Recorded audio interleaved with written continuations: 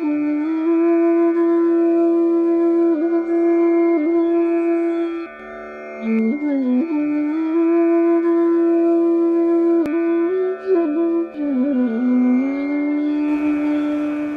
समझते हैं ना कि आप कितने अंतराल, कितने समय तक कहाँ कहाँ भटके और फिर कहाँ पहुँचे और कहाँ से मिला, समझ पा रहे हैं? तो और वही कह रहा है कि ऐसा करो, तो आपको मान लेना चाहिए कई साल आपने बर्बाद किए भटक भटक कर।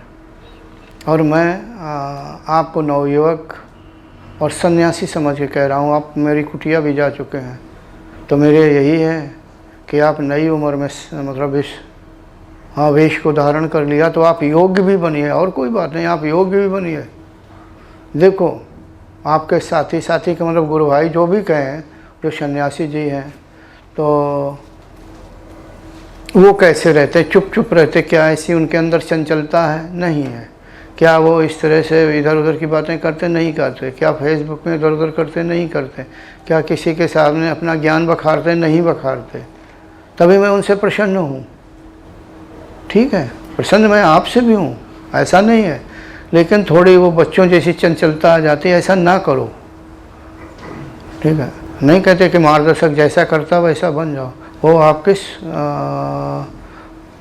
कल्याण के लिए कह रहा है, और फिर आपकी मर्जी। नहीं कहते हैं कि कभी समय होता है तो उसका फ़ायदा ले लेना चाहिए, और नहीं तो कोई बात नहीं। ठीक, मैं क्या कह रहा हूँ समझ पा रहे हैं ना?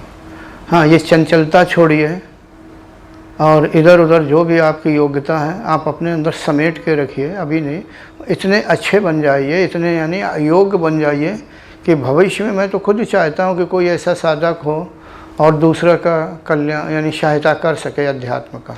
मैं खुद चाहता, अगर आप शुरू से अगर देखें, चाहे अभी थोड़े ही दिन हुए हों, कितना मुझे याद नहीं आ रहा, 1.5-2 साल जो भी हुआ, अगर देखें तो अगर जो मेरी बात पूरी मानी होती तो इससे भी ऊपर होते।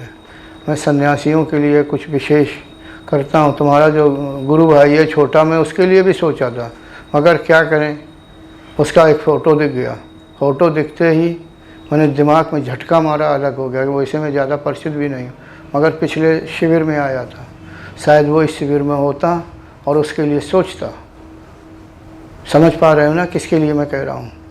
उससे कहना, आप बड़े हो ना, गुरु भाई हो ना जी, ठीक है, उससे कहना कि गुरुजी ऐसा कह रहे थे, आप अपने अंदर स्थिरता लाइए, ऐसा पोज मत बनाइए कि आप एकदम अपने को दिखा रहे हैं कहीं नदी में बैठे हुए कभी है। हाँ, आप करिए, लेकिन ये नहीं है कि फ़ोटो लेकर आप फेसबुक में डाल रहे, क्या दिखा रहे हैं। गुरुदेव, शिक्षा के तौर पर कह रहा हूँ, मैं आपसे नाराज़ नहीं, वो नहीं।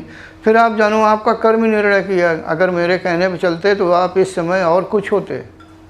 और देख लो आपका छोटा भाई, गुरु भाई यानी, वो क्या है, वो चला गया, उसकी किस्मत रूठ गई। हालांकि ऐसा नहीं है, तपस्या ध्यान करेगा उसे अपने कर्म के अनुसार मिलेगा, लेकिन नहीं कहते कि हम ही कर देते, उसका समय पहले आ जाता। लेकिन क्या फ़ायदा कि इस तरह से ऐसे करते हैं, क्या दिखाना चाहते हैं समाज में। और कीर्ति बहुत बुरी चीज़ है, यश कीर्ति जिसे कहते हैं, कीर्ति अच्छी चीज़ नहीं है, पतन को प्राप्त कराती है। तो बचें, शांत रहें और लगे रहें। आपका लक्ष्य होता है ईश्वर प्राप्ति या स्वरूप, अपने स्वरूप में स्थित होना लक्ष्य होता है, उसकी तरफ जाएं। अब जिस तरह से अभी आप मिल गए, ज़रूरी नहीं कि जल्दी हम आपके सामने या हम आप आमने सामने मिलें, पता नहीं कब क्या होगा। नहीं कहते कि उचित समय हो तो उसका फ़ायदा लें, उचित समय में फ़ायदा ले लेना चाहिए। ठीक, हमसे कई लोगों ने कहा देखो गुरुजी ये क्या हो रहा है। ठीक है, मतलब आपका कुछ दिखाएगा हमें, मैं नहीं देखता हूँ, मोबाइल चलाता हूँ, मेरे जो मुझे काम करना किया। हाँ, जब उन्हें संदेश भेजा तो मैंने देख लिया। मैंने कहा ठीक है, मुझे भी हंसी आई। मैंने कहा होगा तो चलो कोई बात नहीं। ठीक, आप स्वतंत्र हैं, ऐसा नहीं कि मेरी आप बात माने। फिर भी मैं ये कह रहा हूँ, आपने मेरे कहने पे किया होता तो अब यानी और आगे हो जाते, सिर्फ इतना और कुछ नहीं। भाई आप स्वतंत्र हैं, आप जैसा चाहें करें, उसके लिए मैं नहीं कहता हूँ, ना मैं डांट रहा हूँ ना कह रहा हूँ, समझा रहा हूँ। जी गुरुदेव, ठीक है, इसलिए मार्गदर्शक वो अपने ढंग से जो समझा रहा है, और आप भी स्वयं भी समझ सकते हैं, ऐसा क्यों कर रहे हैं। यश कीर्ति के चक्कर में ना पड़ो, जब योग्य हो जाओ, योग्य बन जाओ, संसार का कल्याण करो, एक अच्छी बात है। और ऐसे यानी थोड़ा चले और अटक गए, अच्छी बात नहीं है। ठीक है, बैठिए अपनी जगह।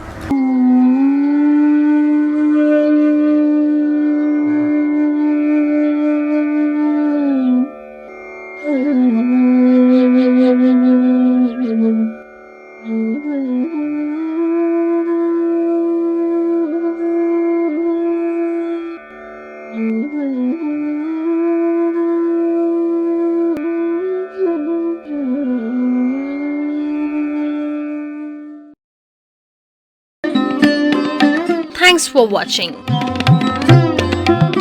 Remember to like, comment and subscribe.